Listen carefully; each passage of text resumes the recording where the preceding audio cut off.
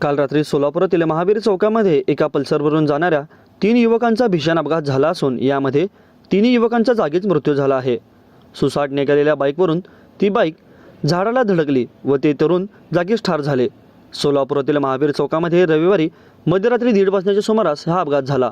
इरण्णा मठपती वय वर्ष 24, निखिल कोळी वय वर्ष 24 व अतिश सोमवंशी वय वर्ष 22 असे ठार झालेल्या तिघांची नावे असून हे सर्वजण जुळे सोलापूर भागात राहत असल्याची माहिती समोर येत आहे।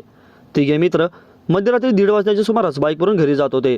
महावीर चौकामध्ये ते आले असता त्यांची गाडी झाडाला आदळली व त्या भीषण अपघातामध्ये तिघे गाडीवरून लांब उडून पडले।